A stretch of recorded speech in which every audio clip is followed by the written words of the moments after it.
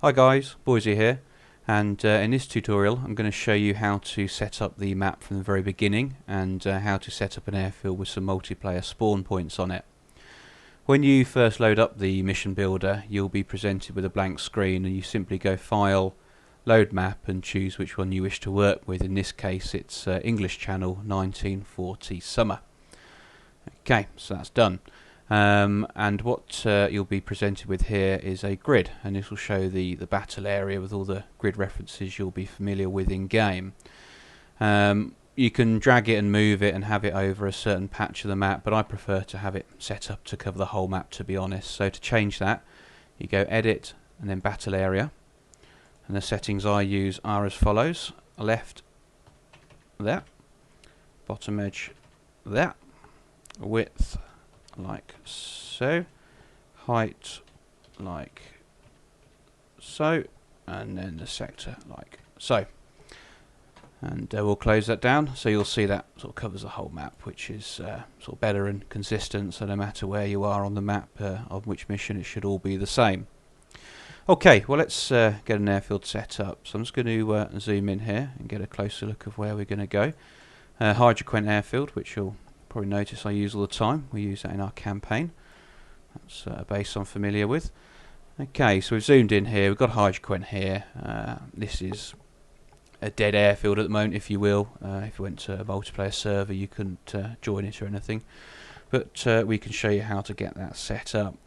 So what you do here, as with anything in the editor, go View, Object Browser, and you want to select Airfield. Now it will default here Aerodrome Runways, that's fine. Keep that selected, and left click, left control, and there she is. Okay, so you'll see that puts some radius rings around the airfield, and you'll see this flashing 0 here. That's what we use to create the origin for spawn points. So I'm just going to move that over here for now, and just going to click on the airfield icon again. So you'll see you've got these flashing radius rings. I want to go here to Airfield, and we can change the radius of those rings for the capture radius and the airdrome radius. I'm just going to tighten it up a little bit. Change both to 500, and of course you can select the army here as well. So we want it to be blue for the Luftwaffe. Okay, right, so I'm going to unselect that. So you see here we've got a blue airfield selected, and we've got this 0 airdrome point. Now we're going to use that to create the spawn point. So it isn't a spawn point in itself, but it's more of an anchor, more of an origin, if you will. But I'll show you how to do that. So what you do is you select it so it's flashing, and then you hold down Control, put your cursor where you want your first point, and press B, and you'll see the number 1 there.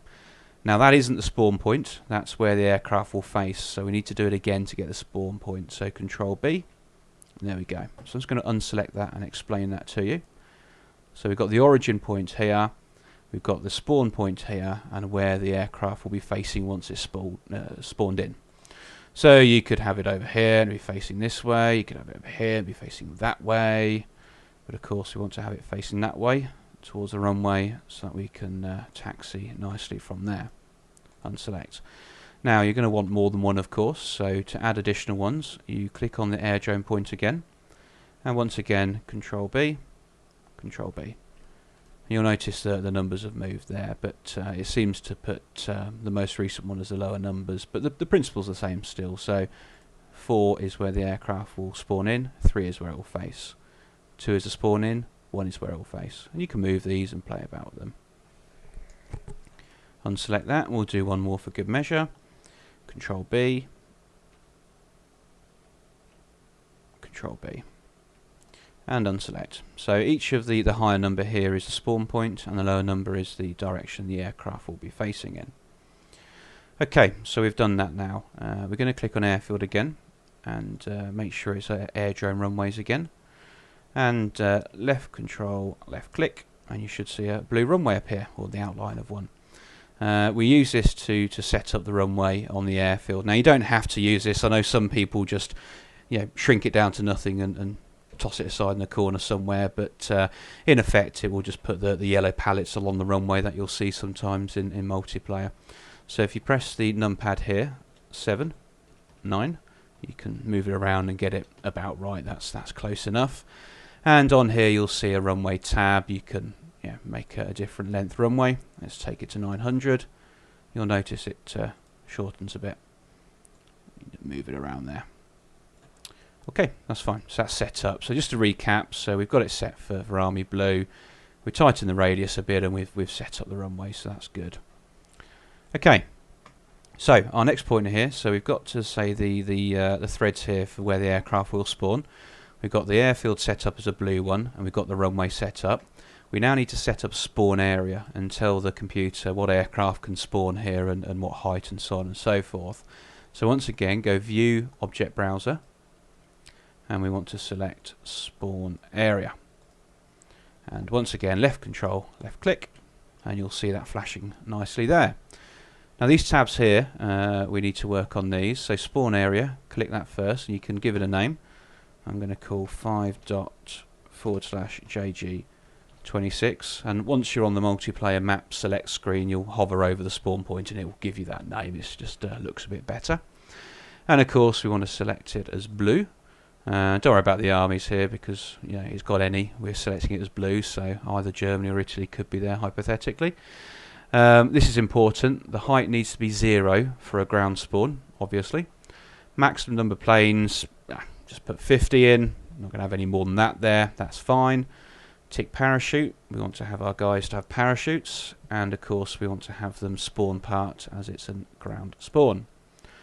Okay, so the last tab here is setting up the aircraft that are going to be able to spawn there. Now I'm just going to delete all of them, so we'll move them all over here. So we'll only select the ones we want and put them over here.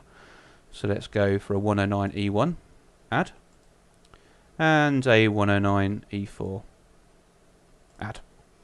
Okay, close that down and unselect. Okay, so we've put the threads here of where the aircraft can go. We've set it up as a blue airfield, set the runway. We've told the computer what can spawn there and at what height.